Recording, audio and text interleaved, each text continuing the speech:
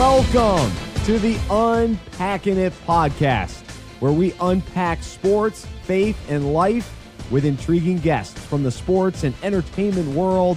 I'm Bryce Johnson, president of Unpacking It Ministries.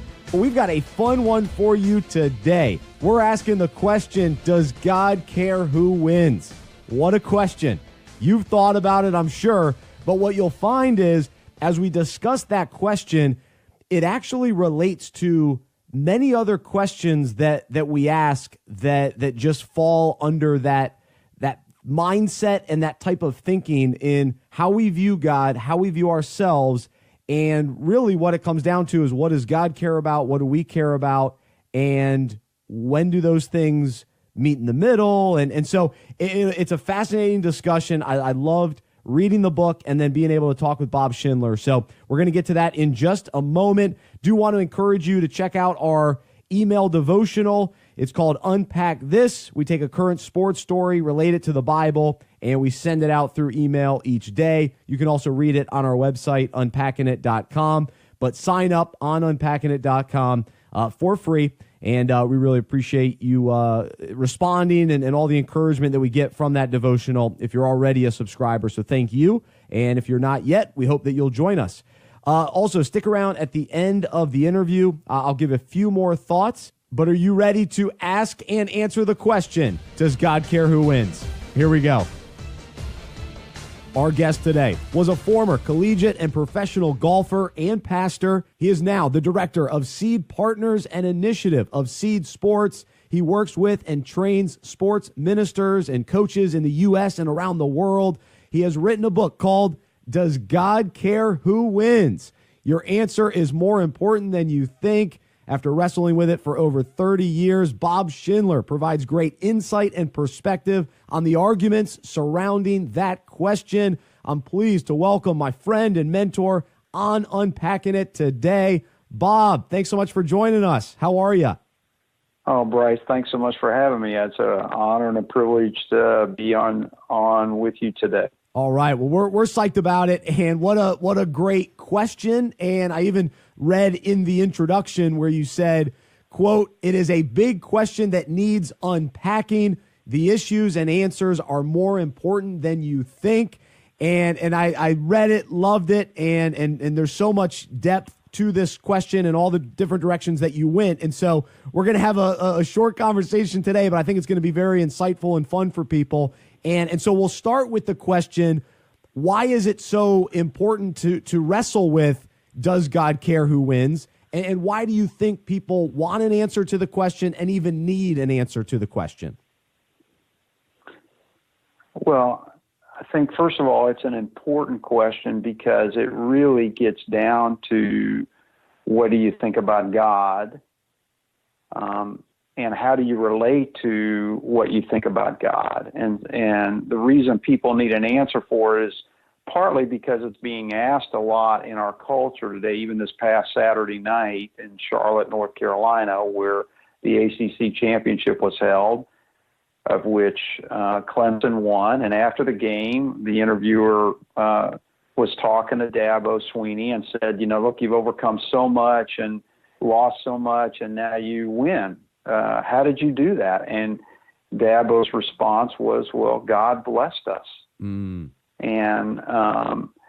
implying that God was involved in their win, to which our culture and heard, and to which they respond. So on all different sides of the question. So it's important because it's being asked a lot, particularly in the sports world, after athletes and coaches respond that way. But then it's not just important, Bryce, from a theoretical standpoint. It's important from a personal standpoint, particularly if you're an athlete or a coach that puts a lot of importance in that game, as it was for me when I was playing professional golf, and really was forced to deal with the question after I lost in a playoff in tour school and shot the low round of the day on the last round and got into a playoff and then lost, got very close and lost. And my question was, God, do you care about this? So it becomes a very personal question when the arena that we're talking about matters to the people that are asking the question. We're talking with Bob Schindler right now on Unpacking It, and the book is called Does God Care Who Wins? And so we've established it's an important question, but what does it reveal about our faith and our view of God if we answer that question yes or no? What are, and the book explores a ton of different reasons, but what are the main reasons that kind of bubble up, or what does it reveal especially? Well, if the answers are designed by the question to be one-word answers. It's either yes, no, or I don't know. Yeah. So if people listen to Dabo on Saturday night, for instance, Bryce, a lot of them in the world, and particularly in the sports world, will write, and they've written, no, God doesn't care. Dabo, you're wrong. God doesn't care about our silly games or our secular games. They'll even say those things. And they imply in saying that God has things that are more important to worry about than the outcome of the ACC championship. He's got world hunger and sex trafficking and wars and et cetera, et cetera. And so those are what's important. But the silly games that we play with don't matter to him. So that's usually the most common reason that people say no that I run into. And the most common reason that people say yes is, they say it in sense that they take from what Dabo said to be, well, God rewards the winners with winning, and he punishes the losers with losing. So if you go ahead, you were going to ask another question. Well, yeah. Well, I'd like to really stay there for a moment. This idea of winning and losing, and winning equals blessing, and that person is a good person, or that team is filled with more Christians than the other team. And so continue down that thought process, because I think a lot of people land there for sure. One of the perfect examples of that would be a BYU athlete several years ago, after they beat Utah, said it this way: when we're doing what's right on and off the field, I think the Lord steps in and plays a part. Magic happens. And so it's important to unpack there what he said. When we're doing right on and off the field, God steps in to reward us. Now, so the implication there is the reward for our doing right is winning. The punishment then is losing. Now, the implication is if the punishment is losing, the person on the other team must have been doing wrong on and off the field. And so that's the implication. And by the way, Bryce, just out of a broad statement, that's the way every other religion in the world thinks God acts. Yeah. He rewards the people that do right and punishes the people that do wrong. And so this mindset is built into the fabric of the way people talk about God all over the world outside of Christianity.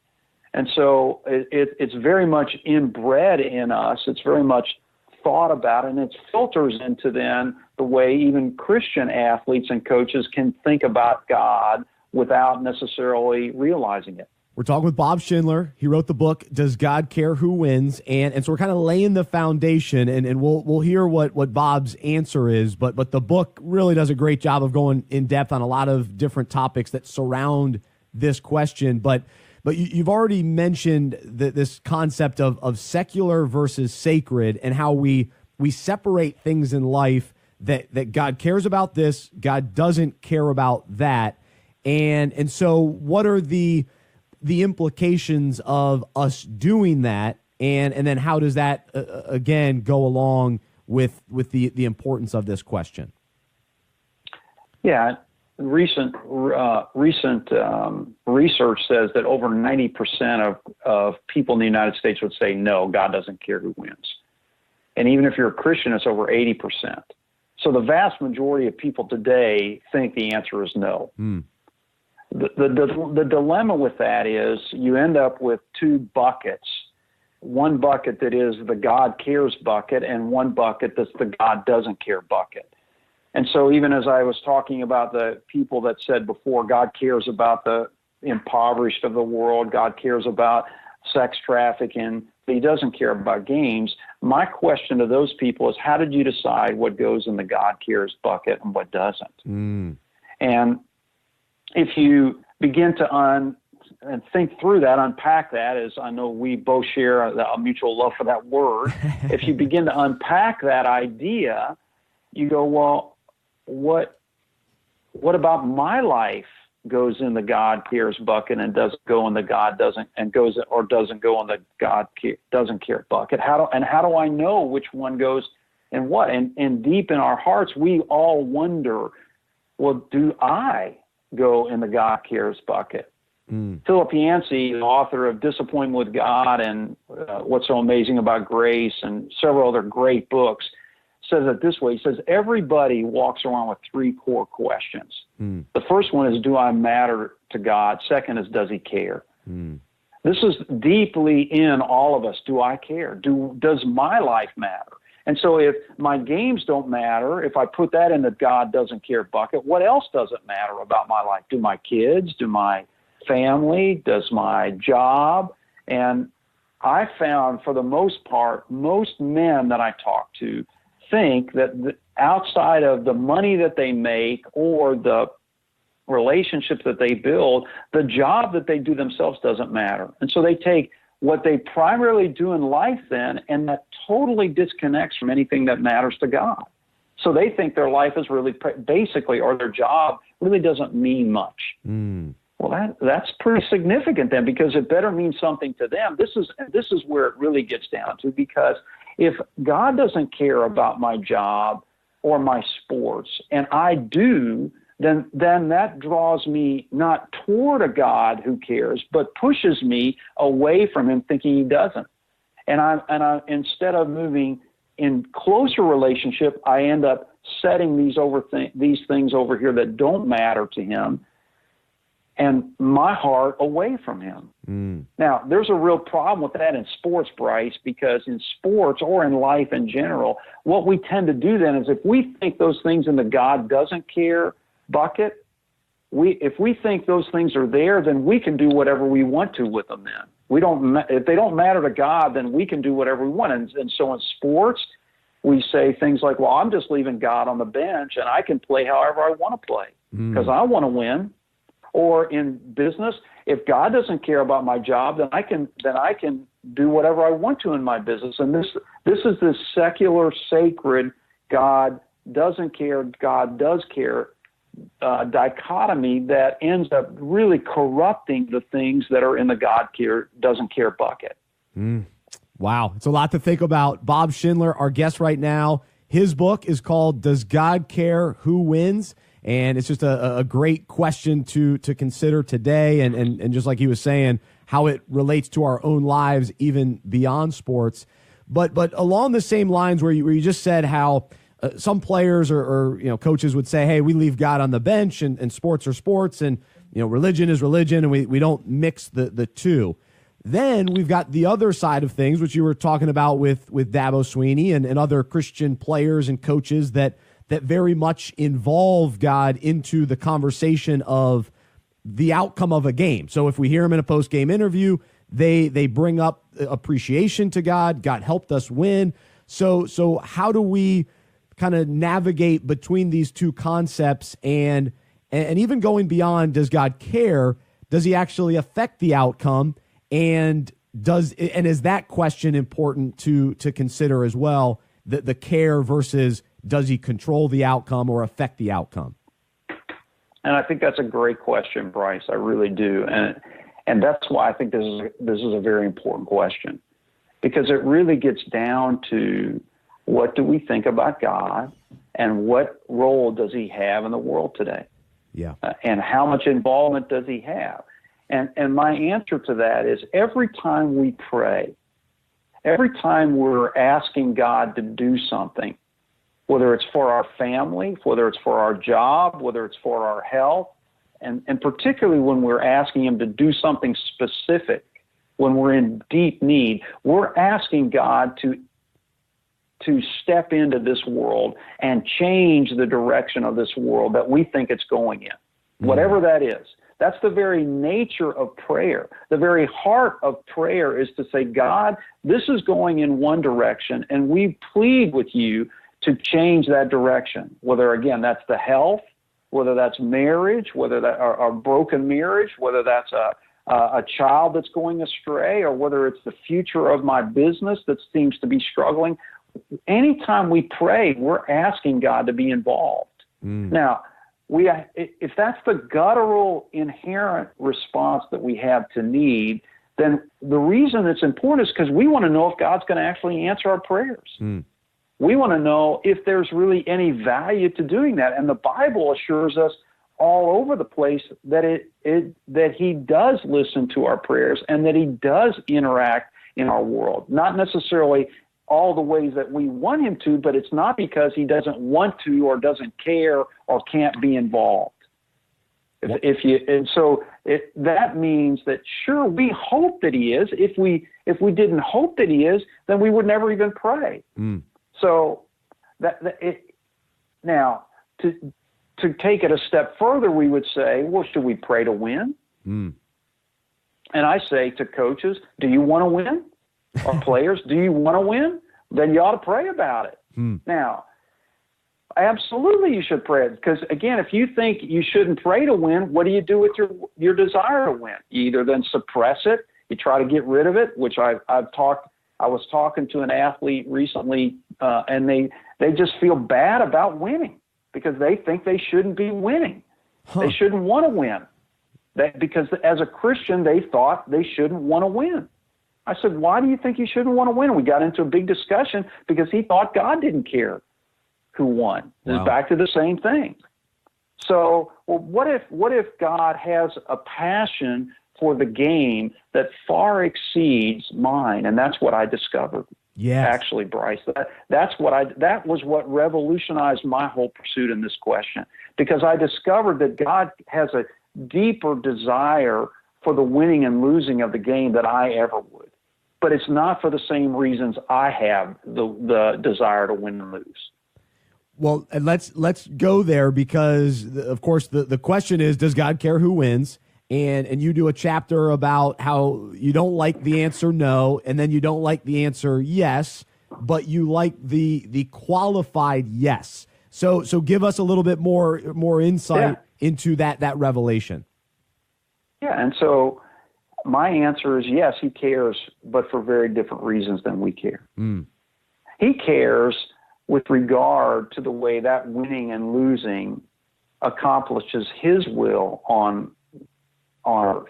The thing that Jesus taught us to pray, God, your will be done on earth as it is in heaven. That's a request. So we're following Jesus' example when we're praying for that. We're praying, God, we want to win, but we want more than anything your will in this situation. And you have a passion for your will that far exceeds my passion to win this game. And then the issue becomes, can I resolve my passion to win versus my passion for the will of God? Wow. Because sometimes those are actually in contrast. Because my passion to win is really, when I bore down into it, really comes from a passion for my own glory. Yep. A passion for me. It's about me. But when I wrestled with that and recognized it wasn't that my passion was wrong, it was what was the object of my passion.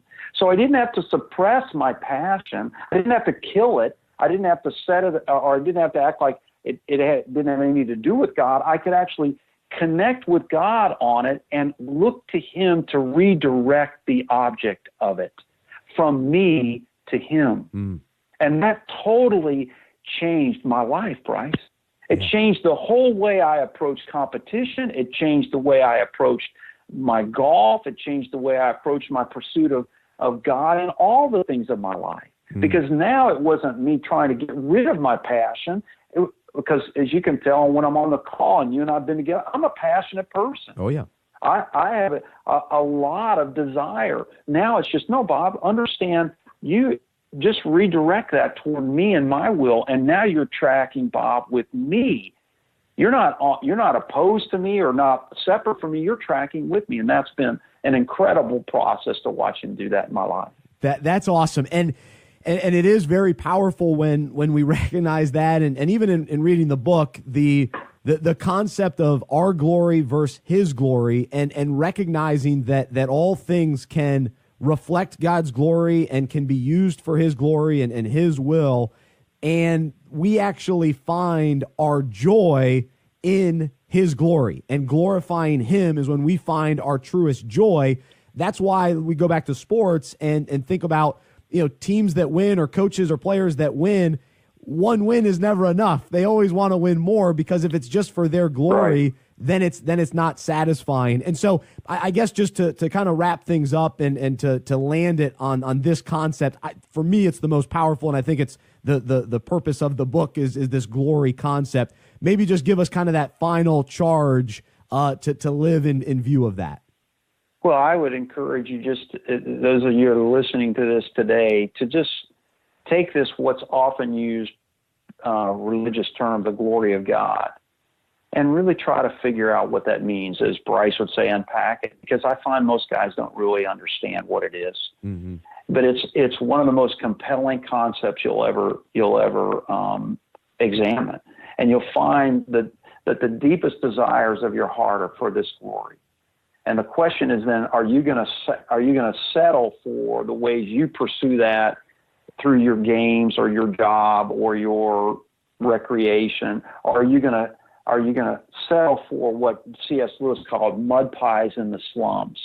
Or will you rather pursue the greatest glory or the greatest satisfaction that your heart will ever find, and that is in the glory of God? So this was the quote I believe with this charge: God does not find our desires too strong, but too weak. We're half-hearted people fooling around with sex, ambition, and alcohol, and I would add to that sports, when infinite joy is offered to us. Mm. We are like children in the slums playing with mud pies when a vacation by the sea is being offered to us. Wow. We are just far too easily pleased. Mm. And so the book was written in hope to redirect our hearts and our eyes to a great and magnificent God who's offering us a much, much greater satisfaction through our sports, not in absence of our sports, but through our sports. Yeah. And invites us through those sports, these things that do matter to him, to find the greatest joy that we can in them. Man, it's awesome. And to think that winning and losing and injuries and healthy play can all factor into God's glory and our changing and the growth that can happen in our own lives and the joy that we can even find through all of those different circumstances. I think it gives us a lot of freedom and man, we can actually look at sports as a fan, which is what the perspective we focus on at Unpacking It, mm-hmm. but also, absolutely. Also as athletes, to say, man, there is more here and there is value in sports. We just gotta find it and shift our mindset. So it's a wonderful message. It's a wonderful book. Encourage everybody to check it out. Does God Care Who Wins? Bob Schindler, thank you so much for being with us today on Unpacking It. Great talking with you. Thanks again, Bryce. Really appreciate him being a part of Unpacking It today. And check out the website, doesgodcarewhowins.com, and you can find out more there. Wow, what a powerful topic and conversation, and I hope that you really got a lot out of that. I hope that you were inspired and you maybe your mind has been challenged, your heart has been challenged a little bit. I know for me, it's still something that I just want to continue to process and unpack. And, of course, from the sports perspective, it's great, and we love it as fans to think about, okay, does God care about sports and winning and losing and all that sort of thing? But beyond that, what does this mean for our own lives, and what does it mean that God's glory is more important than my own, and how do I live in view of that? And so there's just so much there, and I'd love to know what you thought about that interview. Shoot me an email, Bryce@unpackingit.com. What was your big takeaway? Bryce at unpackingit.com. And so if you've never emailed in response to the podcast, this is the time, because I'm just very curious to know what you thought about this topic and any other questions that maybe came up from the conversation. So Bryce at unpackingit.com. And there were so many takeaways, and so it's hard for me to, I don't want to repeat the whole interview, but just a couple things that jumped out to me that I just want to hit home one more time maybe, is the concept that we've got this passion for sports. And I know throughout my entire life, there's always been this passion to win and passion to compete and a passion to never miss a game and all that sort of thing. But what's very convicting is, does that passion supersede, or is that passion greater than my passion for God and God's will? And that's tough to think about, because am I really more passionate about making it home to watch the 1:00 NFL game, or am I more passionate to serve God, love God, pursue God, spend time with God, get to church on time, worship Him, fellowship with other believers, and in doing so, doing His will and bringing Him glory? And so that's hard to wrestle with. But we've got to look into our hearts and figure out, okay, is my passion for God greater than, this concept of whether I win or lose, whether I get the job or I don't get the job, whether I have a lot of money or don't have a lot of money, or I get to watch the game or I don't get to watch the game? I'm more passionate about God's will. And so that's a lot to think about. The other thing is that I thought was interesting, what is the object of my passion? And so if my passion is to be successful, to make more money, to be well known, well, that's the focus on me. So my passion is about me. It's about my name being great. It's about my bank account being great. Or is the object of my passion God? And so I'm passionate about pointing people toward Him. I'm passionate about loving Him. I'm passionate about being successful for Him. I'm passionate about winning for Him, so that it brings Him glory and that people can see Him shining through me, competing for Him. So all those things, it's shifting that object away from me toward Him. And so each of us have to understand that and figure out which areas of our life it's the most difficult that we need to evaluate, we need to surrender and let go in those areas. And just being able to redirect those desires and passions toward Him. So I don't want to lose my passion for sports and sports fans, but to be able to say, okay, how can I take my passion for sports, which we've been able to do with Unpacking It, let's use and leverage that passion, but point people toward Jesus. So there's still the passion. I still have the passion for sports, but I'm using it for God's glory so that we can be sports fans following Jesus together and bringing God glory together. And we can share with each other and unpack what this all means together and learn from each other and all that sort of thing. And so I think that's what's at the core of each of our lives is, can I redirect my desire to succeed at my job, or succeed as a dad, but ultimately, or as a husband, whatever, fill in the blank, that our strongest passion is about Him, that is where the most passion lies, and all of our other passions flow toward Him, toward bringing Him glory. So again, it's a lot to process, it's a lot to think about, and so I'm just kind of rehashing it a little bit for us, and so I hope it's an encouragement to you. And then the one final thought is just this idea of, does He care about certain things in life? And I think there's two sides to it, because on one end, I think we have to rest in knowing how much He loves us and cares about us individually, and He does care about our concerns and worries, and He wants us to give those things to Him.